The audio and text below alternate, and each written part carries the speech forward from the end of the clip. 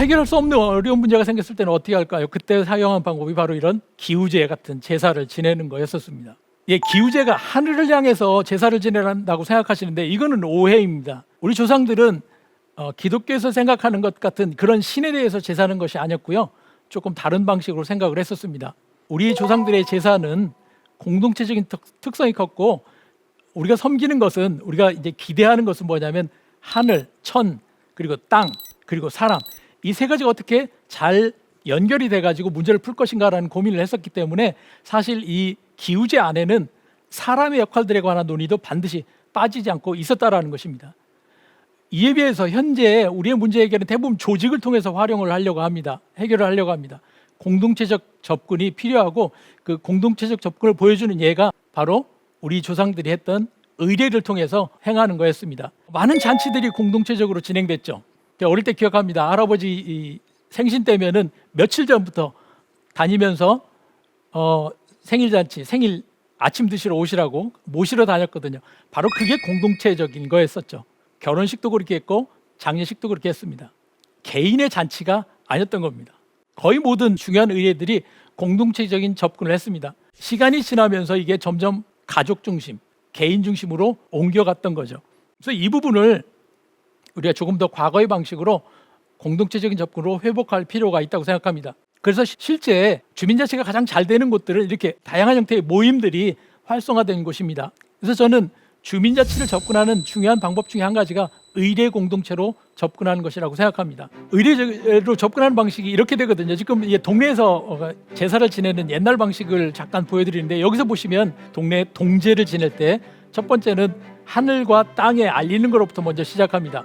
그리고 나서는 풍물을 치면서 동네를 다 이렇게 한 바퀴 돕니다. 우리가 살고 있는 지역에 대해서 집집마다 다니면서 다 이렇게 한번 방문하고 사람들과 우리가 하나다라고 하는 것을 자연적인 거하고 그다음에 지역에 있는 주민들, 사람들 다 묶는 이런 단계를 거치고 나서 함께 모여서 제사를 지내기 시작합니다. 그 제사 가운데는 술을 드리는 것도 있고요, 충문을 읽는 것도 있는데, 이 충문이 요즘에는 형식적이 되어버렸지만 이 충문을 읽는 내용이 앞에 향약에 있는 것과 같은 내용입니다. 우리가 이런 거 하자, 이런 문제가 있다, 이런 문제를 어떻게 하는 게 좋을까요? 라고 하는 것을 공개적으로 지역에 알리는 자리가 바로 동제였던 것입니다. 이것이 끝나고 나면은 반드시 있는 게 있죠. 그게 뭐냐면 음식을 같이 나누는 겁니다. 자연에 대한 거, 역사에 대한 거, 인간에 관한 거, 지역에 관한 거, 그리고 거기에 사는 사람들에 관한 거, 거기에 있는 문제에 관한 거, 그리고 경제적인 것을 나누는 것까지, 이것이 전체가 하나로 묶여져 있는 것이 의례라고 하는 것입니다. 바로 이런 의례의 방식으로 접근하는 것이 필요하다는 생각을 합니다. 우리 조상들은 육예라고 해서 마지막에 예를 뒀거든요. 이 예가 예절을 지킨다라는 의미를 넘어서서 함께 하는 걸 얘기합니다. 공동체적인 것을 이야기한다고 볼 수가 있습니다. 조선 실학자 중에 서유구란 분이 계시는데, 그 서유구란 분이 지역에서, 이 동네에서 사는 삶에 대해서 임원경제지라고 하는 책을, 아주 백과사전 같은 걸 썼습니다. 그 중에 한 가지가, 한 부분이 향례지라고 하는 부분이 있는데요. 최근에 이 책이 이제 번역이 돼가지고 출간이 됐습니다. 이 향례지 안에 보면은 세 가지 얘기가 있습니다. 향음주례라고 하는 게 있고요, 두 번째가 향사례라고 하는 게 있고, 향약이라고 하는 게 있습니다. 향약에 대해서는 많이 우리가 알고 있는데, 그거 전에 두 가지가 있더라고요. 하나는 향음주례라고 하는 겁니다. 음주하는 예라는 거예요. 사실 이 음주례라고 하는 것이 많은 사람들이 모여서 같이 먹고 마시는 자리였습니다. 그렇지만 이 먹고 마시는 것을 어떻게 질서 있게 할 건가, 그리고 먹고 마시는 걸 통해서 사람들이 관계를 하는 거하고, 그다음에 어떻게 우리가 교제를 할 건가라고 하는 것을 다루는 그 장이 바로 향음주례라고 하는 걸 했었습니다. 그래서 향약은 반드시 향음주례랑 같이 갔던 거예요. 그래서 지역에서 이 지역의 질서를 잡는데, 질서를 유지하는데 가장 중요한 역할을 했던 것이 향음주례입니다. 이 향음주례가 없이 단순히 문서만 가지고, 향약이라는 문서를 가지고 주민자치, 자치를 하거나 공동체를 유지했던 것이 아니다라는 말씀을 드리는 겁니다. 향음주례 다음으로 있던 이 책에 나타나는 것이 향사례라고 하는 겁니다.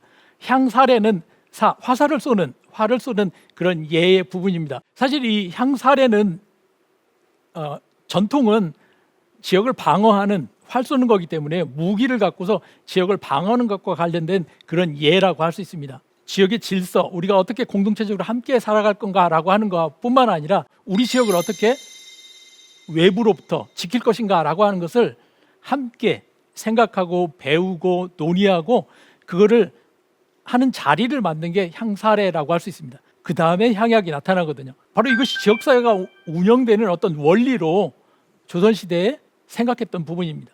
오늘날 우리가 주민자치를 생각하면서 또는 공동체를 생각하면서 많은 분들이 제도를 만들면 된다고 생각합니다.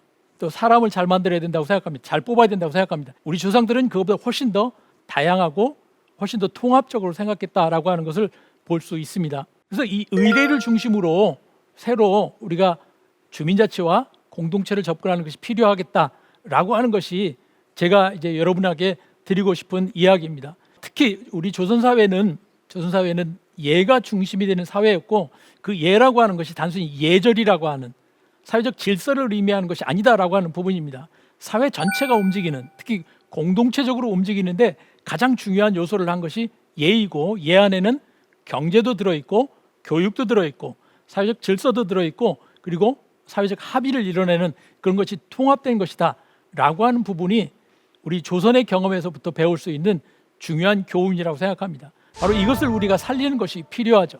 마지막으로 제가 꼭 드리고 싶은 이야기 중에 한 가지가 이 예가 가장 우리의 조상의 상상력이 어디까지 갔는가라고 하는 것을 보여주는 예가 저는 심청전 마지막에 나오는 맹인 잔치 대목이라고 생각합니다. 심청이가 결국 이제 어찌어찌해서 왕비가 되죠. 심왕후가 됩니다.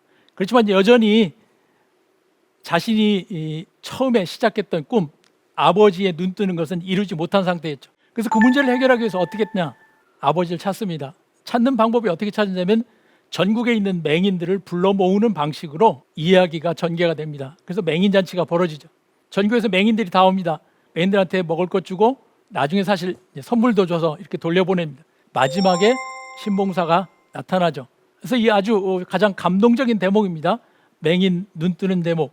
여기에 보면은 우리 조상들이 어디까지 생각했는가라고 하는 걸 볼 수 있습니다. 마지막에 이 장면에서 이제 심청이가 심왕후가 아버지가 온 걸 보고서 아버지를 보고서 아이고 아버지 아직도 눈을 못 뜨셨네요 라고 하는 이 이야기를 했을 때 신봉사가 눈을 떠야 되겠다는 생각을 해가지고 이제 껌쩍껌쩍 한다는 그런 대목이 나옵니다. 결국에는 눈을 뜨게 되는 기적이 일어납니다. 여기까지는 다 이해할 수 있을 것 같아요. 근데 그 다음이 정말 놀라운 부분입니다. 신봉사가 눈을 뜨자마자 그 다음에 그 주변에 있는 봉사들이 눈을 뜬다라고 이야기를 합니다. 그것뿐만 아니라 전국에 있는 봉사들이 그때 눈을 뜨게 됐다라는 얘기를 합니다. 우리 조상들의 상상력은 한 개인이 눈 뜨는 것이 아니라 그 주변에 있는 사람들, 그와 관련된 모든 어려운 사람들의 문제를 한꺼번에 해결될 수 있는 그러한 일이 일어날 거라고 하는 것을 믿었던 것 같습니다. 근데 이 과정이 바로 잔치를 통해서 일어났다라는 거죠. 의례라고 하는 겁니다. 앞에 보여드렸던 이런 잔치입니다. 해경궁 홍씨의 잔치 장면인데요.